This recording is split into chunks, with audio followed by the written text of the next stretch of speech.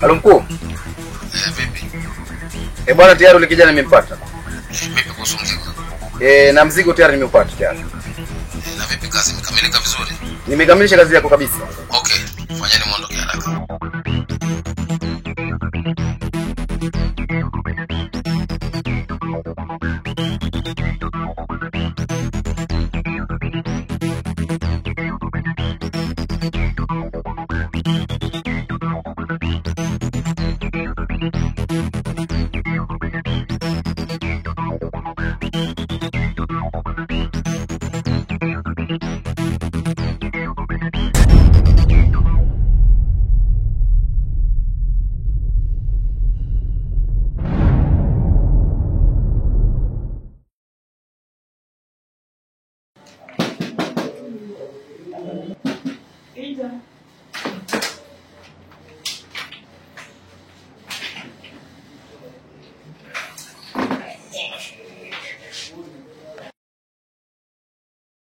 Assalamualaikum. Alaikum salam, habari yako? Salama, vipi hali? Nashukuru, karibu. Asante. Samahani. Nimekuja kuripoti kituo cha polisi, binti yangu hapatikani. Amepotea siku ya 3. Nimejitahidi kumtafuta kadri ya uwezo wangu, nimeshindwa. Nilienda kwa mshare kupeleka ripoti, akaniambia niende kwa share. Nikafika pale, tukajitahidi kumtafuta kwa ndugu, jamaa na marafiki na majirani, lakini imeshindikana. Ana umri gani? Ana miaka 14. Na alipotea kwa mazingira gani? Kupotea kwake, mimi nilikuwa sipo, nilienda kazini, kurudi na wauliza ndugu zake kwamba dada yenu uko wapi, wakaniambia hawajui. Nikajaribu kuwauliza majirani kwamba mjemuonea mwanangu, wakaniambia alikuwepo muda fulani, lakini hatujashughulikia alipoenda. Sawa. Nikakaa mimi mpaka jioni saa 1. Nikaona kimya. Ndipo nilipoanza kuchanganyikiwa. Najiuliza binti yangu wapi ameenda. Ni mtaa gani mtoto ambaye alipotea? Daraja bovu.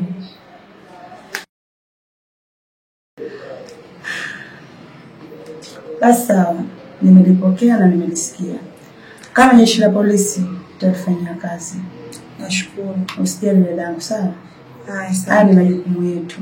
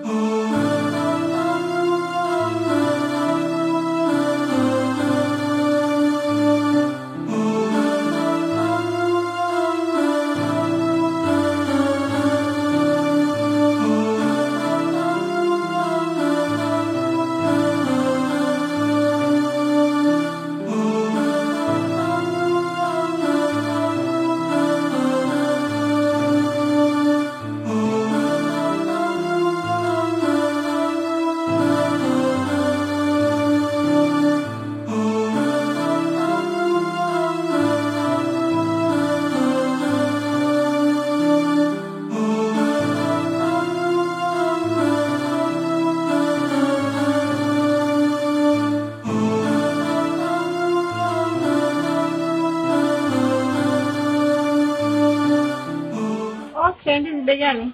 Ndizi ni 100 dada. 100? Bibi je ni nzuri? Sawa. Nataka za 600. Nachukua hizi kati ya hiyo. Na tuchukue hilo kwa tu. Izonge basi. Sina gazeti dadangu.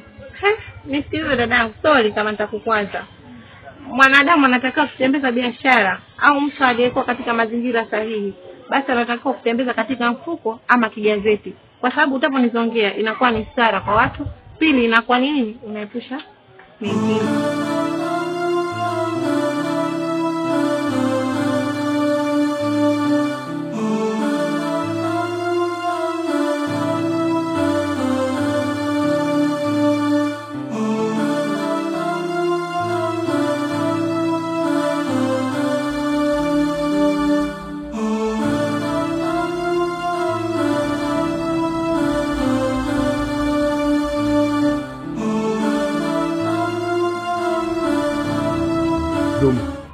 Ria, nataka niulize kitu kidogo. Kitu gani labda ambacho nitakuuliza? Unajua tangu nimeanza kufanya kazi na nyinyi ni mwaka mmoja sasa. Na mimi natamani japo kidogo kujua shughuli nyingine za bosi.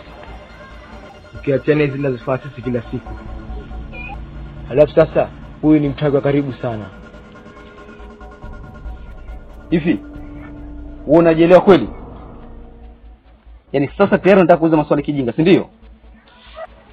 Ila Lumu, unajua ishia hapo. Mwanzo na mwisho kuuliza maswali ya kipuzi kama kwako. Tambua mdomo wako ipo siku utakupoa. Wapo wengi ambao walipoteza maisha yao kwa ajili tu ya kumfuatilia bosi. Usikize vizuri. Unachotakiwa wewe ni kufanya kazi za bosi tu na sio kumfuatilia bosi. Umeelewa? Lakini sina lengo baya. Pia wewe hutakiwi kujadili bosi wako. Unachotakiwa wewe ni kufanya yale maamrisho ya bosi wako tu. Na ukirejea tena nitakumaliza kwa mkono wangu mwenyewe. Pumbavu.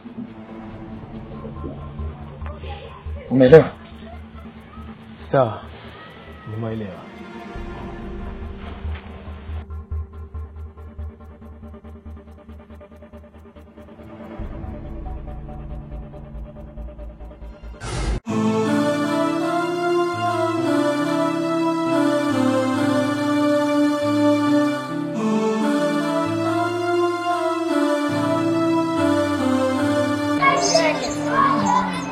Nami nataka kusoma kama watoto wengine.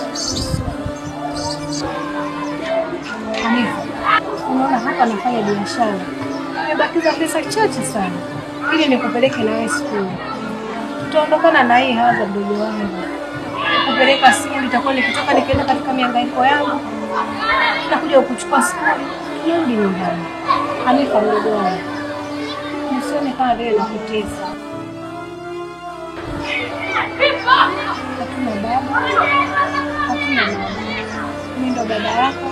Mimi ndo mama yako. Kama ni bora tu nitoke na wewe. Nakupenda sana ndugu wangu. Hanifa, tunapozidi kukaa hapa ndugu wangu, tunapoteza muda. Twende tuendelee na shule. Sawa ndugu wangu.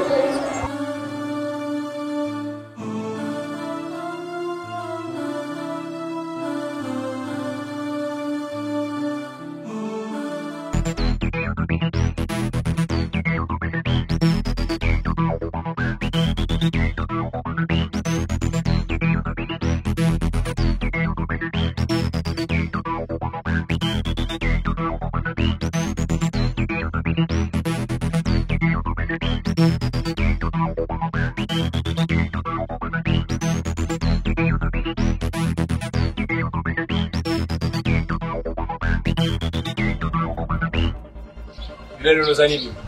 Nauza ndizi. Kiasi gani? Shinia. Mbona bei hali hivi? Kaka vipi kwani? Kwa shinia ndo nani? Sana. Ndo bei yake. Alafu unajua muonekano wako jinsi ulivyo na biashara unafanya vitu vingi tofauti. Ndo kazi yangu nilochagua.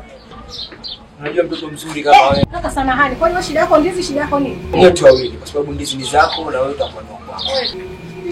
Kwa vipi?